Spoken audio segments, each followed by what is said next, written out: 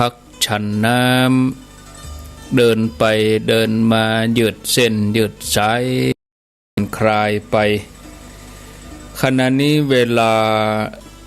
ตีสี่กับ43 นาทีท่านผู้ฟังกำลังรับฟังรายการเสียงธรรมแสงทองสัพเพเหระปกิณกะใกล้แจ้งดำเนินรายการโดยอัตมภาพพระครูอภิวัฒนวิกรมวัดปากตังเจริญตำบลดอยหล่ออำเภอดอยหล่อจังหวัดเชียงใหม่เป็นผู้รับผิดชอบดำเนินรายการอยู่ด้วยกันตั้งแต่เวลา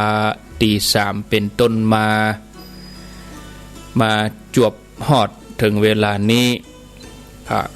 จะได้อยู่ด้วยกันแถมประมาณสัก40 นาทีเนาะตอนนี้เวลาตี4กับ43 44อาตมาก็จะลารายการตี5ครึ่งวันนี้วันอาทิตย์ก็ตามปกติแล้วญาติโยมก็ได้ฟังท่านพระครูวรธรรมนาถเจ้าอาวาสวัดหนองเหียงแต่เนื่องจากว่าวันนี้ท่านพระครูเปิ้นติดงานเพราะตะคืนเปิ้นไปเทศธรรมโปรดญาติโยมที่แม่ริมอาตมาก็ไป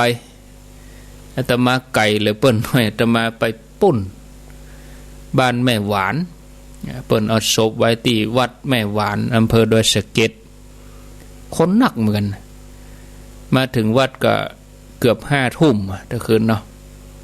ลวดไปจวนหมู่ญาติโยมทางบ้านแม่หวานดอยสะเก็ดว่าแฮมเบิร์นเขาจะได้มาแปลงเจดีย์เนอะเจดีย์42 เมืองแล้วก็ได้วางแผนไว้ว่าเขาจะเดินธรรมยาตราสร้างเจดีย์หมู่เชียงใหม่เขาก็เดินตั้งแต่แยกแม่กวงนี่ไปเลยเตียวไปค่ำไหนนอนหั่นก็กะสัก3 วันแล้วก็กำหนดจุดคือนอนที่วัดแม่หวานนี่สักคืนนี่นะ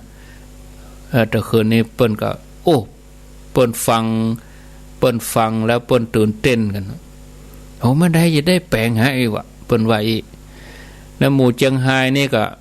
หมู่เชียงไฮ้หมู่ลำปางนี่ก็เดินตั้งแต่แยกวังเหนือมาเลยหมู่หัวไผ่จะเดินก็เดินแล้วก็ถ้าว่าคนไหนที่เดินไกลบ่ไหวก็ไปเยี่ยมเอากะเนาะไปเยี่ยมว่าจุดแรกเปิ้นพักที่ไหนจุดที่2วันที่2พักที่ไหนเขาก็ไปแอวหาหรือบางอันก็ไปวกเอาปุ่นไปวกเอา50 เมตรสุดท้ายก็ได้ก่อนจะถึงดอยนางแก้วเนี่ยก็ได้เหมือนกันเตียวเดินธรรมยาตราเนาะอันนี้ก้อยมาวางแผนงานกันอันนี้เขามาเกิดถึงเขาเตียวโมอี้นี่คงมีปัญหาอย่างท่านสมชาติที่เขาจะไปเอวหาเปิ้นวันที่20นี่เปิ้นยังเตียวตั้งแต่เมืองปานไปแถวสุราษฎร์เปิ้นเตียวถึง2 เดือนปลาย2,000 กว่ากิโลเนาะอันนี้เขาเตียวค่ำไหนนอนฮะเริ่มต้นถ้าว่ากำหนดจุดอะไรกำหนดเวลาแล้วพอถ้าจะจับพอดีนะเขาเตียวแล้วเขาไปจับตีบ้านแม่หวานนั่นนะถ้าพอดีวันหนึ่งเนี่ยท่านสมชาติเป็นว่าคนเฮาเนี่ยเตียวแบบสบายนะประมาณเต็มที่เนี่ย20 กิโลค่ำเลยนะเขาก็ย่างไปอย่างไปนะเขาย่างที่ไหนเขาก็ธรรมะกันท่านไหนนะเนาะญาติโยมเนาะก็จะดีเหมือนกันนะแต่จะได้วางแผนงานก่อนแต่ว่าช่วงนี้ก็ต้องรอทางส่วนราชการอย่างเปิ้นเดินเรื่องเดินอย่างให้ถูกต้องก็มาอันเดือดร้อนเนาะเพราะเป็นที่อุทยานจะแปลงจะสร้างอย่างอนุญาตเป็นลายลักษณ์อักษรชัดเจนดีมันสบายใจถึง2 เอาไปสร้างไปแปลงบ่คือมันได้หม่นหมองบ่คือมันได้ขัดข้องคือมันลุล่วงเอา3ใบ4เอาไปเนี่ยมันบ่ถูกต้องแล้วมันเดือดร้อนเปิ้นคือลือเมื่อลูนนี่มันโอ้ความศรัทธาที่เฮาทุ่มลงไปนี่ศรัทธาจะเสียใจเนาะแต่ถ้าเฮาก่อนจะเนี่ยนี่มันวางแผนอย่างไว้ให้มันถูกต้องเรียบร้อยนี่มันสบายใจดี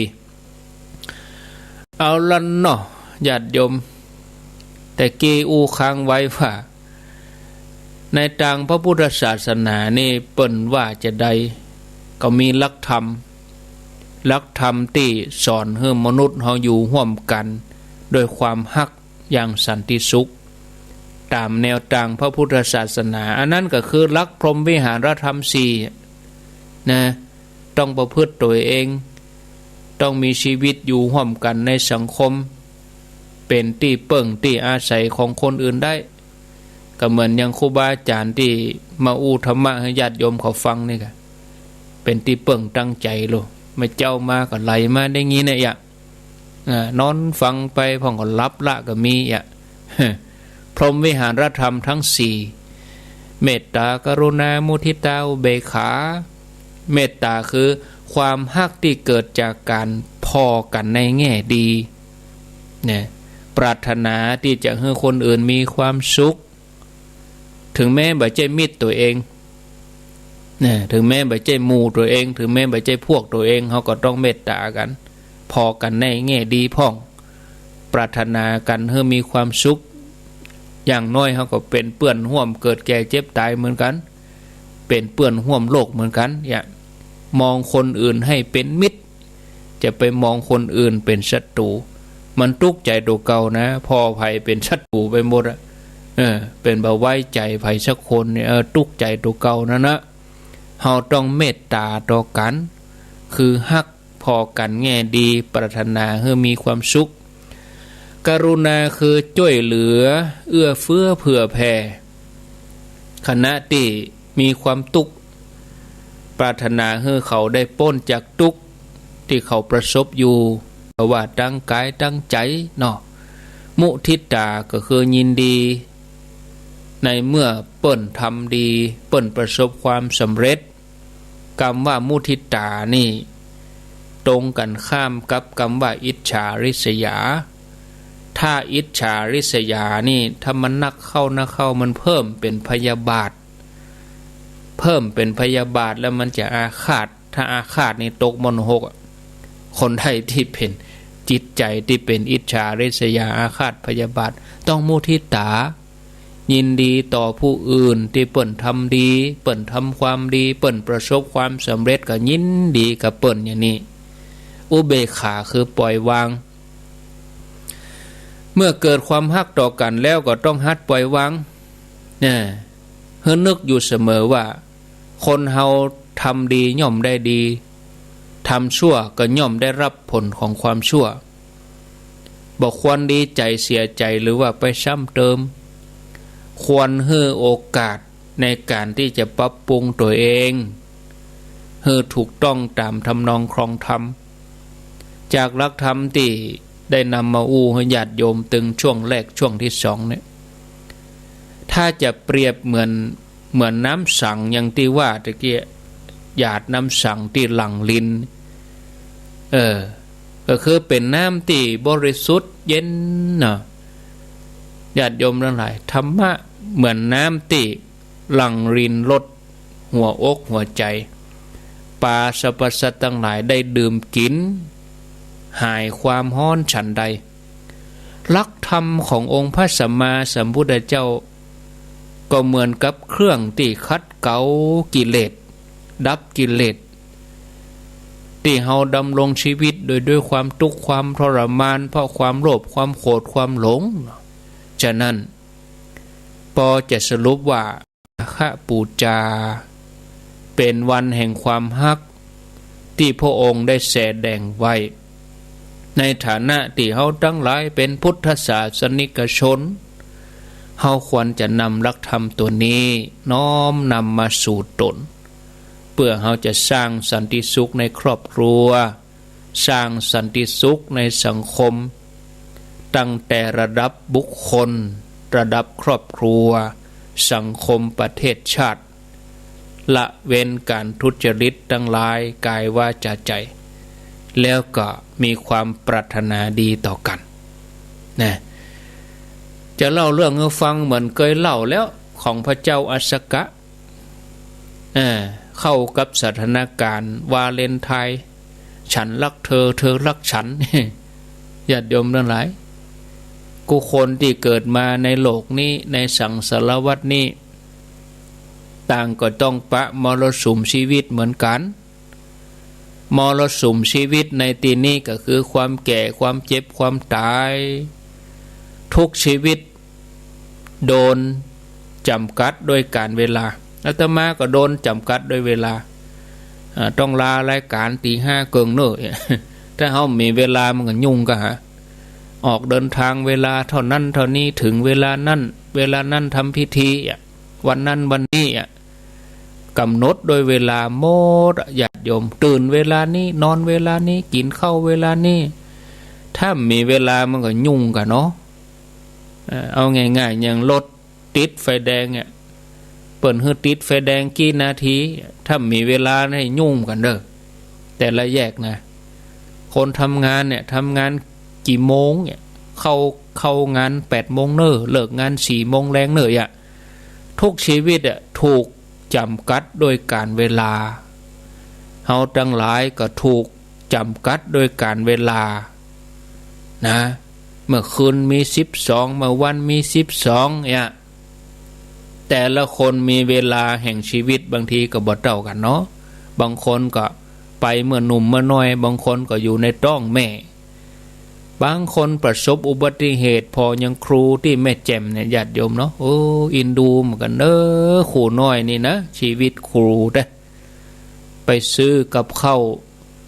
จะมาทำกับข้าวนักเรียนโรงเรียนแม่แจ่มเสียชีวิตไปนักการพะโลงกับภรรยาพร้อมกับคุณครู1 คนประสบอุบัติเหตุตกน้ำลงไปรถถลายลงไปปุ่นอยู่ในหนองปุ่นญาติโยมบ่อน้ำลึกเหมือนกันรถตกลงไปปุ่นคุณครูก็เสียชีวิตไปอินดูครูเนาะนักเรียนฮักครูน้อยนี่นะองเหียนตั้งแม่แจ่มปุ่นอันนี้ญาติโยมพ่องก็ประสบอุบัติเหตุเมื่อหนุ่มเมื่อสาวพ่องก็ไปตอนเฒ่าตอนแก่ยุคนี้สมัยนี้ญาติโยมโดยส่วนใหญ่แล้วคนเฮานี่เฉลี่ยบ่เกิน80นะแม่ยิง80ปอใจนี่ก็ประมาณ85ตามที่ไปงานเขาดำนี่นะ90นี่เขียมไปเนอะญาติโยมบ่ใครมีนะถึงเวลาเขาก็ต้องจากโลกนี้ไปถือว่า80-90อายุยืนเต็มที่แล้ว100นี่แทบจะบ่มีน้อยไปติ๊กๆเมื่อเฮาฮู้อย่างอี้แล้วเฮาฮู้จักโลกเฮาเข้าใจชีวิตตามความเป็นจริงอย่างอี้แล้วเฮาก็บ่ควรที่จะประมาทลาสาเน้อบ่ควรประมาทเลินเล่อเข้าใจเห่งกับเวลาที่มันเหลืออยู่น้อยๆนี่นะสร้างบุญสร้างบารมีให้เต็มที่เฮาก็จะได้ไปสู่ธรรมะของพระพุทธเจ้าคนที่หลงทางนี่ทำให้เสียเวลาอย่างเขาจะไปไหนแทนที่จะไปถึงนั่นตามเวลาที่กำหนดไปบัดตันเวลาหลงทางทำให้เสียเวลาบางทีหลงทางก็ยังหาโอกาสออกมาได้นะเนาะแต่ว่าหลงในวัฏสงสารหลงโมหะนี่กาโดนโมหะครอบงำใจอันนี้จะหาทางปิกมายากเนอะเสาะหาแผนที่ที่ไหนอย่างเขาฟังธรรมะกันกูเจ้านี่ก็เหมือนเขามาแปลงแผนที่ให้ตัวเก่ามาเพียวตางเตียวถ้าเขาหลงเขาจะได้ปิกออกมาง่ายเขาหู้ลูกแผนที่มีอย่างใด แต่ถ้าไปโมหะถ้าไปหลงครอบงำใจเห็นแล้วจะหาทางปิกมาอย่างใดญาติโยมเพราะคนว่าที่ว่าหลงในที่นี้ก็คือว่าหลงลืมตัวเก่า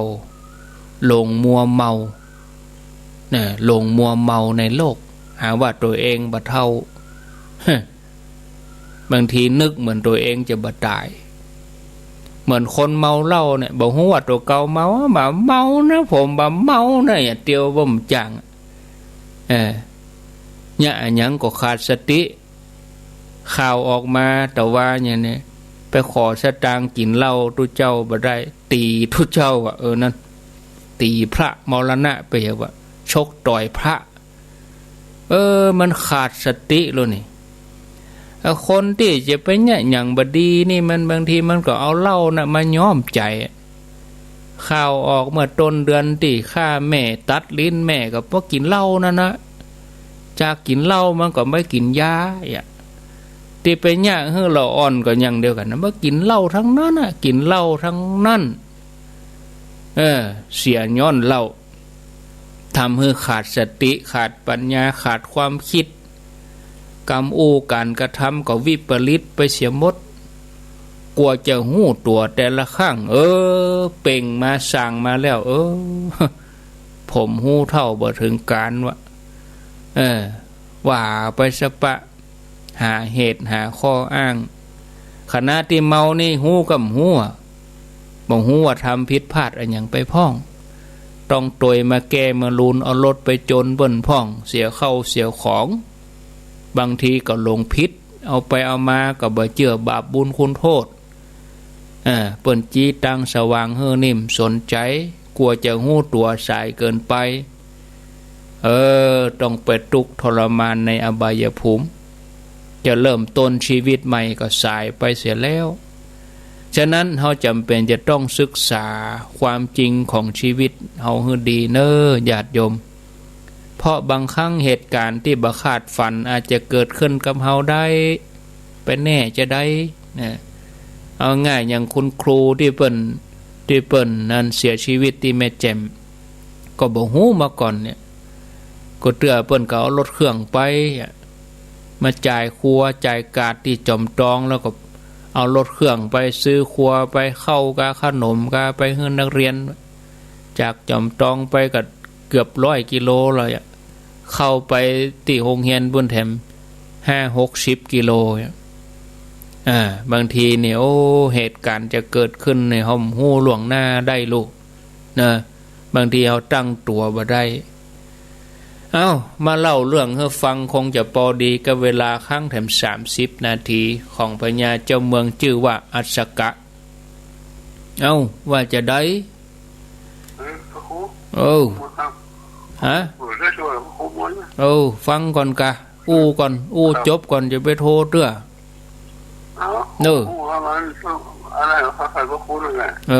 รับเหรอรับก็รับเหรอมีสปาดอันเนี้ยก็ที่โทรหาตัวลุงยองลุงบัดจ้าเลยการก็พอกี่โมงเที่ยงคืนฟังก่อนกะอย่าไปโทษอาตมานึกว่าวิทยุดับไปก่อนเดี๋ยวจะบรรจบนะเรื่องเล่าจะบรรจบนะข้างแหม30 นาทีได้ลาแล้วนะญาติโยมเนอะบัดเดี๋ยวนี้มันเป็นวันอย่างก็วันแห่งความฮักเองลักไข่เจริญปอนต้นฮับที่วิทยุชุมชนคนต้นน้ำเสียก่อนวิทยุชุมชนคนต้นน้ำของปน้อยสุบินที่โป่งน้ำฮ้อนเนาะแล้วก็เจริญปอนต้อนรับทุกคลื่นทุกสถานีตัวของลุงดม 89.5 จับพอดีได้เปิ้นจะได้ฟังเรื่องนี้พอดีจะอยู่ด้วยกันเต็มเกินชั่วโมงอาตมาก็บ่ได้พอเวลาเนาะศรัทธาญาติโยมท่านทั้งหลายเป็นว่าปกติ5แล้วกันนี่วันนี้เพลินจนลืมเวลาตี5แล้วบอกก็ขอบคุณทุกคลื่นทุกสถานีเวียงเป่าๆพุ่นตัวน้อ90.0เวียงเป่าเรดิโอ แล้วก็สายใต้ก็ไหลมาที่นี่ของปอน้อยสุบินแสงมณีที่วิทยุชุมชนคนต้นน้ำก็ขออนุโมทนาสาธุกับวิทยุชุมชนคนต้นน้ำ104.75ตังเมืองลีตัวเนาะเจริญปอนต้อนรับตังเมืองลีกับที่103.75วิทยุชุมชนคนเมืองลีที่วัดพระธาตุ5ดวงอำเภอลีจังหวัดลำพูนทุกเคลื่อนทุกสถานีที่เข้ามารับสัญญาณนี้ก็ขออนุโมทนานะเอามาฟังกัน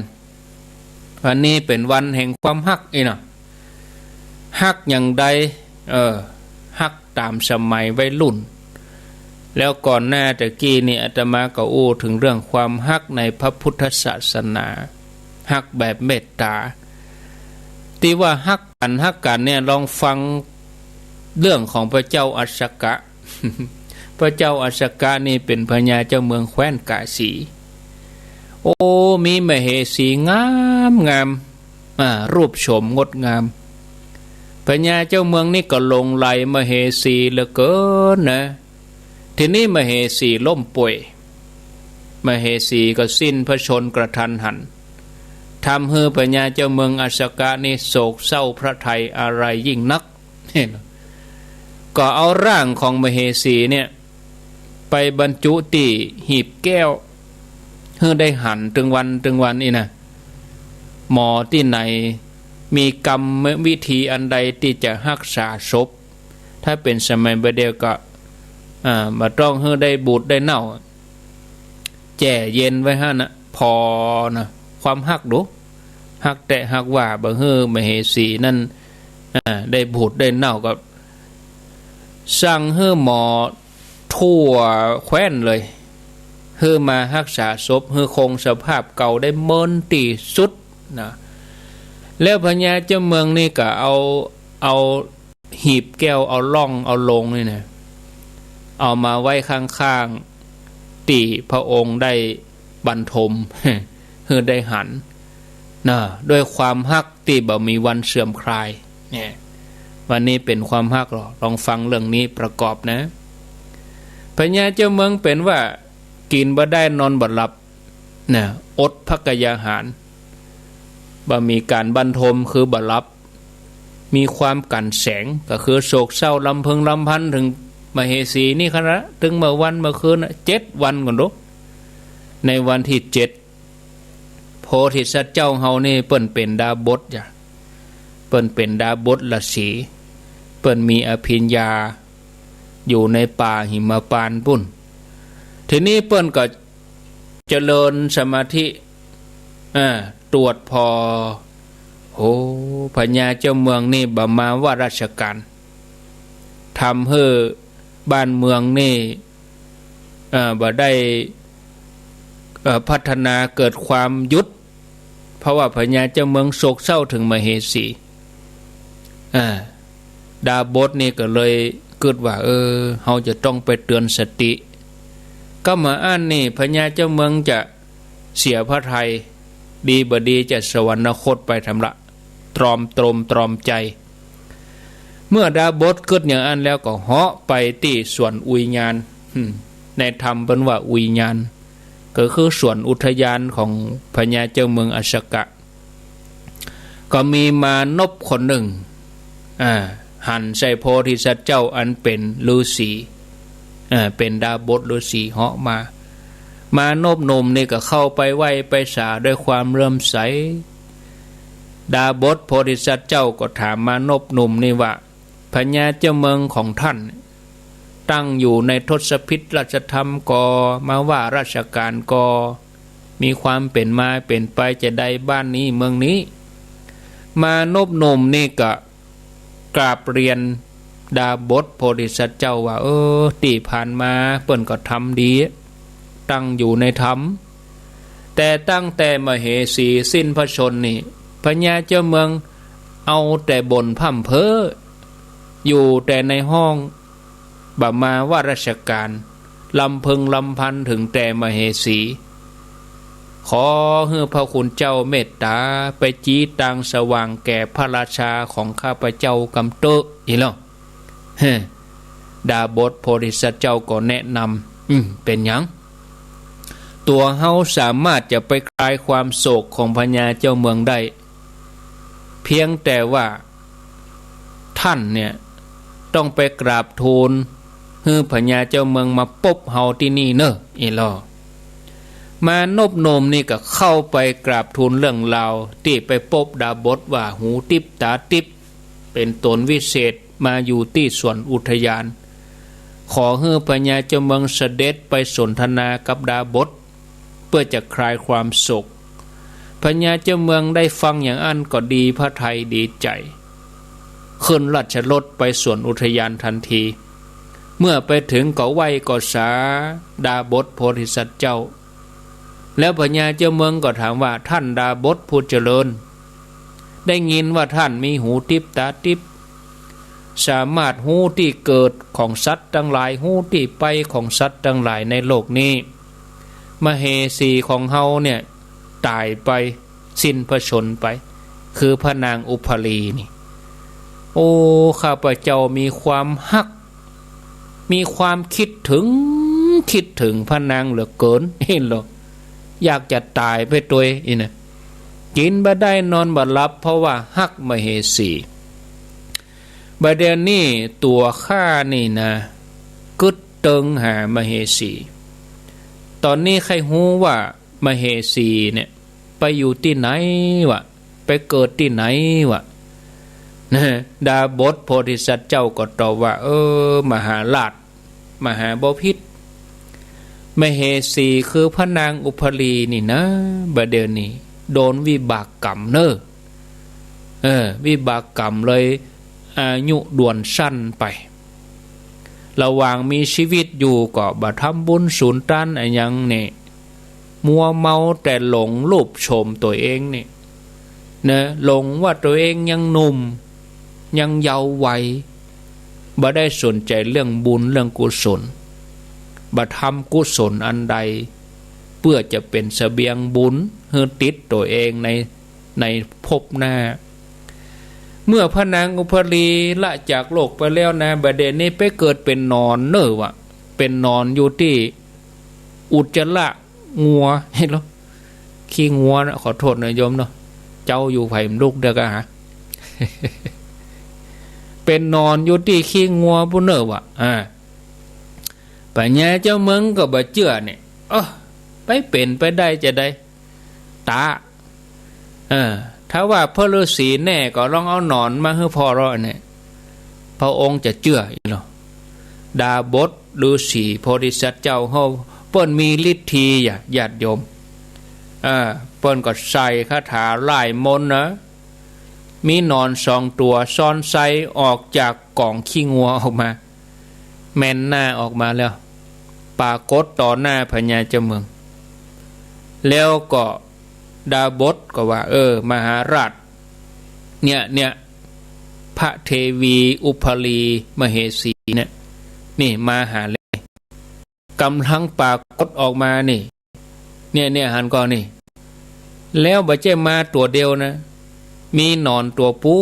ออกมาด้วยกันพระองค์ทอดพระเนตรดูนี่เหรอปัญญาเจ้าเมืองก็พอแยงไปแยงมาก็บ่เชื่อเด้อบ่เชื่อเฮาบ่เชื่อว่าเป็นมเหสีสุดที่รักดาบทหันอย่างอันก็บอกว่าถ้าอย่างนั้นอาตมาจะใส่คาถาเนอะเป่าเข้าใส่แล้วจะสนทนาอู้กับหนอนเนี่ยแล้วก็จะให้พระองค์ได้ฟังเสียงเนอะเป่าคาถานั้นจะเสกคาถาใส่เนี่ยดาบทก็ใส่คาถาเข้าไปถามนอนว่านอนเฮ้ยเจ้าเป็นไผนี่เนี่ยนอนตัวนั้นก็ตอบว่าข้าพเจ้าเนี่ยเป็นมเหสีของพญาเจ้าเมืองอัสสกะมีชื่อว่าอุพาลีเจ้าข้าอีเหรอปะโทตอนนั้นพญาเจ้าเมืองเอาเหรอสีสุดที่รักของเราข้าแด่ท่านเจ้าญาติโยมนอนนี่ก็ว่าแถมเลยโอ้ พญาเจ้าเมืองอันเป็นสวามีของข้าพเจ้าในจัดก่อนครั้งนั้นข้าพเจ้าก็ชื่นชมรูปเสียงกินรสอยู่กับพระราชาในอุทยานนี้เป็นประจ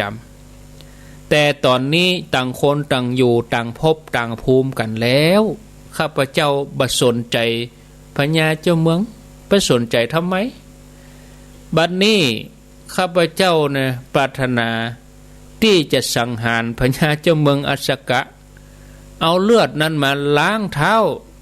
ของนอนแหมตัวอีกแล้วนอนแหมตัวนั่นเป็นไผก็สามีใหม่ข้าพเจ้านี่กะออกมาด้วยกันนี่รู้อีกว่า ข้าพเจ้ามีความสุขกับครอบครัวใหม่นี่ตุกเก่าถูกตุกใหม่ปิดบังครอบงำอันนี้เป็นธรรมดาของโลกเพราะสุขกับตุกเนี่ยมันปะปนคละเคล้ากันไปฉะนั้นนอนตัวนี้ก็เลยเป็นที่รักของข้าพเจ้าข้าพเจ้านี่รักฮักยิ่งหลายพันเท่าพญากองในกาหายจากโศกเศร้าเป็นเกียรติเป็นโคตรปีกเข้าไปในพระราชวังสร้างเผาเอาพระเทวีไปชาปนกิจจากนั้นก็พระองค์ก้มกราบโพธิสัตว์เจ้าด้วยความเคารพเนี่ยถามว่าฮักกันก็เปลี่ยนภพเปลี่ยนภูมิไปแล้วญาติโยมหันก็ว่าภพชาติที่มาเป็นกำแพงกั้นถึงแม้ระลึกชาติได้ก็ตามความฮักที่เคยมีก็จืดจางไปเมื่อเกิดในภพใหม่มันก็ต้องไปเรียนรู้กฎระเบียบใหม่นะญาติโยมเฮาไปเกิดไปเป็นเดรัจฉานเพิ่นก็มีกฎระเบียบของเดรัจฉานของเพิ่นนะสัตว์เดรัจฉานบางพวกมันจะกินข้าวมันก็กินเศษอาหารกินอะไรอย่างไปมนุษย์เฮาเจือจาดมนุษย์เฮาก็เพิ่นก็มีกฎระเบียบของมนุษย์เฮาไปเกิดเป็นเทวดาเพิ่นก็มีกฎระเบียบของภพภูมิเพิ่นนี่เป็นธรรมเนียมของไผของมันนี่มนุษย์เฮาเริ่มต้นเรียนรู้ก็คือชีวิตครอบครัว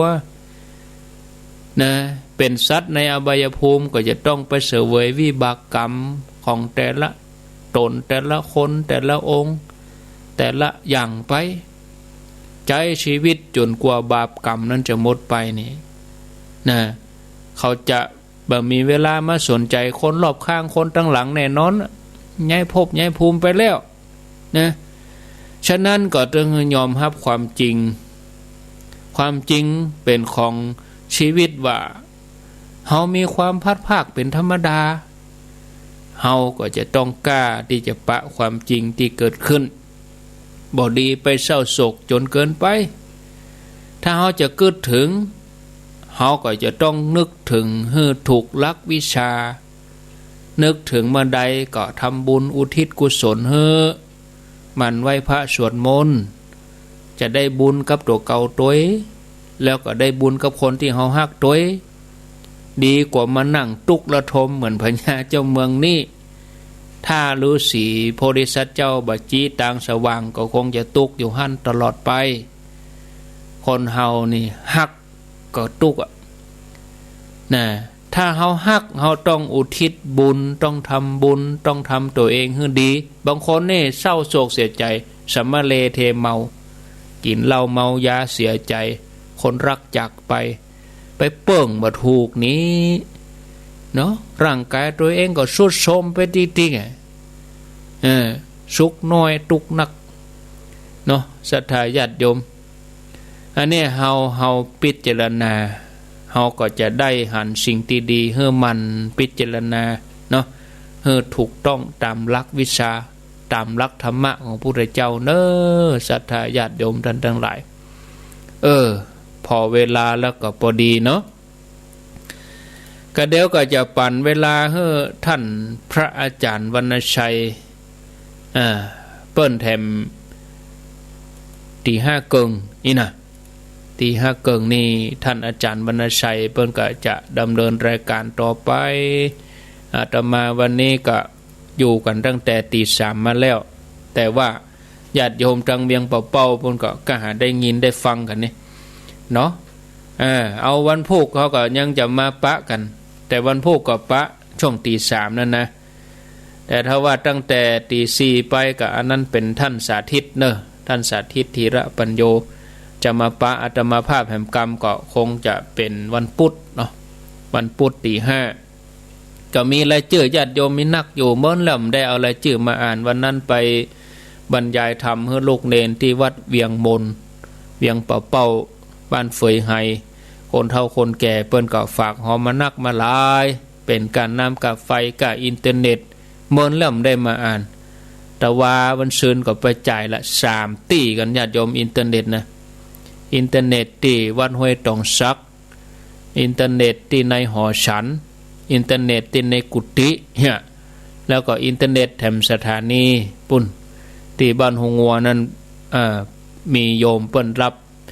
แม่จันกับแม่เดือนเพ็ญเปิ้นรับเป็นเจ้าภาพอินเทอร์เน็ตฮือว่าโอ้ได้ธรรมะไปถึงศรัทธาได้ยินได้ฟังกันตี 3ถึงตี 7โมงที่แดนดินถิ่นล้านนาฮะนี่แต่ละเดือนกับอินเทอร์เน็ตเนี่ยนี่ญาติโยมทุกสถานีนะตั้ง104ตัวตั้งเมืองฝั่งตัวญาติโยมฟังที่ไหนก็หอมที่หั่นเนอะฟังเวียงเป่าฟังโคนต้นน้ำญาติโยมฟังเมืองลีฟังเมืองน่านญาติโยมฟังแม่แจ่มฟังที่ไหนก็หอมที่หั่นประคับประคองเรื่องอินเทอร์เน็ตนี่ถ้าเฮามีเฮาก็บ่ได้ยินกับดักปิ้งมอกดับไป10 นาทียังเดือดร้อนขนาดดับไปเป็นวันนี้ใหญ่เนาะน่านฟ้าเรดิโอด้วยอนุโมทนาน่านฟ้าเรดิโออนุโมทนาสาธุอยู่ดีมีสุขเนอญาติโยมทั้งหลายมาอู้รายละเอียดที่วันที่เช้าเห็นสักน้อยหนึ่งวันที่เช้านี่กำเดียวถ้าญาติโยมเวียงเป่าฟังอยู่จะโทรมาแจ้งเรื่องรถหน้าไมค์ก็ได้เนอะไผ่ที่รวมตัวกันแล้วก็แจ้งมหกรรมเนาะรถไผ่เป็นไผ่เดี๋ยวเปิดโอกาสให้ญาติโยมเขาได้โทรมาตอนนี้ที่อาตมานี่มี12กันละหนองผ้าขาว3ปัตตังเจริญ2แม่จัน1วิลา1ศพเตี้ยแม่บุญปัน1แม่สีทอนบ้านหนองล่อง1แม่บุญศรีต้นเพิง1แล้วก็แม่บนไหลกับตะล้อแถม2กันรวมเป็น12กันรถตู้อันนี้เฉพาะที่แจ้งเข้ามานะกำลังอู้วันนี้มันได้ถ้าหลังไม้ก็ได้หน้าไม้มันตันกับหลังไม้บัดตันโทรก็พิมพ์ข้อความมาบอกเนอะพิมพ์ข้อความมาบอกแจ้งรถส่วนตัวด้วยก็ได้อันนี้อาตมาจะเช็คนี่รถตู้นี่นะญาติโยมทั้งหลายวันที่เช้าวันไปกันที่ไหน จะไปที่เมืองปานเนาะเมืองปานบ้านตุ้งโป่งเมืองปานอำเภอเมืองปานจังหวัดลำปางนะวันที่เช้านี่ตำบลอย่างเป็นตำบลเมืองปานนั่นเนาะบ้านตุ้งโป่งหมู่1ตำบลเมืองปานอำเภอเมืองปานจังหวัดลำปางคนที่มีเฟซมีไลน์อาตมาก็เอาลงเฟซลงไลน์ไปแล้วเนาะบักไก่โมเวียงเป่าญาติโยมจังเวียงเป่าเปิ้นก็ไปจังวังเหนือนี่กะกำเดียวก็ถึงละเมืองปานแต่อาตมาเขานี่อาตมาเขาจะต้องไปตังเพไปตังหังชัดนี่ไปตังดอยติแล้วก็เลี้ยวซ้ายเข้าไปก็เข้าเมืองปานนะบักไก่ตัวใดเดินทางประมาณ3 ชั่วโมงเนาะร่วม3 ชั่วโมงถ้าเขาออก7 8 9ก็บ่เกิน10 โมงก็ถึงละห่อเข้าไปคนเดียวเนอะแต่งชุดขาวไปเนาะนุ่งชุดขาวไปเขาไปทำบุญไปพออย่างเปิ้นร่วมกิจกรรมเปิ้นอย่างน้อยก็ไปให้กำลังใจท่านสมชาติเปิ้นก็จะจัดรายการวันพุธเมื่อคืนแล้วก็วันพฤหัสเมื่อเจ้าพุธตื่นแล้วมันได้เข้ารายการสักกรรมเปิ้นก็เข้ารายการวันพฤหัสเมื่อเจ้ารายการเปิ้นตี 5 ถึง 6 โมงวันพฤหัสแล้วก็วันพุธนี่ก็ร่วมกับอาตมาภาพ2 ทุ่มถึง 4 ทุ่มท่านสมชาติชาตะปัญโย ที่เปิ้นอยู่ตุ้งโป่งเมืองปานก็แม่สายพินเขาอยู่ใกล้อยู่หิมก็ไม่เอาหากันเนอะตีห่ำบ่าโอ้ท่านเลยยังไม่ได้จะมาคนนั้นโยมเขาก็เหมือนกันไม่ได้เขาจะได้ไปตัวกันเหมือนเมื่อก่อนกึดเหมือนเมินแตะเหมือนว่าเมื่อก่อนอีกว่าเหมือนเมินแตะเหมือนว่านะเดี๋ยวนี้โควิดก็ขี้คายอย่างก็ดีขึ้นมาแล้วนะก็ไปร่วมกันเป็นกิจกรรมแรกของปีเฮาเนาะปี64เฮานี่นะญาติโยมถ้าว่าโควิดขี้คายไปกับปีนี้เฮาก็หวังใจว่าเฮาจะได้รอเตียนกันเนาะปีแล้วเฮาไม่ได้รอเตียนกันรอเตียนตันเตียนเฮาทำกันมากู้ปีเนี่ยเป็น10-20ปีมาแล้วเนาะตั้งได้ตั้งเดิมมาแล้วเฮารอเตียนแล้วเฮาไปเตียนไปตานกันนี่วันที่20นี้ก็หมู่ที่อยู่ตั้งเหล่าปูนเชียงใหม่นี่ก็รวมตัวกันบ่เกิน7 โมงเกิงเนอะที่ปั๊มน้ำมันปตท.หนองน้ำ6 โมงเกิงนี่ล้อหมุนแล้วนะ6 โมงนี่เตรียมตัวกันละโมงอีนี่ก็อดแล้วก็ถ้าจะมารอที่ปากตังเจริญก็ได้ถ้าขี้ค้านมารอปากตังเจริญก็ยิงตรงไปป่นที่ปั๊มน้ำมันบนก่อนนะแล้วเขาก็ไปด้วยกันเป็นหมู่เนาะไปด้วยกันเป็นหมู่นี่มันม่วนนะรถด้วยกันเป็นเส้นจะไปแผกเปิ้นกะไปกินหญ้าแผกหมู่จะได้อันเปิ้นจะไปว่าไปด้วยกันนี่หยังเนาะด้วยกันไปนี่มันม่วนดีห่อเข้าไปด้วยเทาะเข้าไงไปเห็นเรียบร้อยนะแล้วเขาก็ไปกินข้าวตอนปุ้นเขาก็เรียบร้อยแล้วก็ไผจะไปเลี้ยงเพลพระเตรียมอาหารพัฒหารเพลครูบาอาจารย์ไปหลายตนอยู่ไปหลายรูปหลายตนอยู่เนอะที่โฮก็ประมาณ 6-7 ตนที่จะไปที่เปิ้นมีธุระเปิ้นไม่ได้ไปก็มีก็บ่เป็นหยังโอกาสหน้าก็ยังมีอยู่เพราะธุระเปิ้นมีอาตมาก็ทางทีมงานวัดฝ่ายหินนี่เปิ้นจะไปถ่ายทอดในวันที่19แล้วมันจะไปแล้วก็ตุลุงยองเปิ้นไปก่อนวันที่19อาตมาก็จะไปวันที่19ไปเอียวพอก่อนไปเอียวไปแล้วก็เลยปีกมาวันที่20ก็ไปด้วยศรัทธาแถมนะก็เชิญชวนเนอะญาติโยมหมู่ตังในเวียงเปิ้นจะไปกันเปิ้นก็ร่วมตัวกันเองเนาะญาติโยมจัดรถกันเองไปกันเองเนอะวันที่20เอาไผจะโทรก็โทรข้างแหม5 นาทีกันนี้0998366322อันนี้อู้คร่าวๆก่อนแล้ววันพุธเขาก็ก้อยมาอู้รายละเอียดกิจกรรมมีอันยังพ่องวันพุธก้อยมาลงรายละเอียดสุดติดเนอะอาทิตย์นี้จะอู้เรื่องที่วันที่20ป่นวันที่20ก็มีงานอย่างอู้ละเนาะญาติโยมแล้ววันนี้แหมเนอะพระราชทานเพลิงศพที่วัดกิ่วแลป่าเป้าหลวงปู่ครูบาบุญมาพระครูโสพลสารคุณหลวงปู่ครูบาบุญมาวัดกิ่วแลป่าเป้าเนอะเปิ้นพระ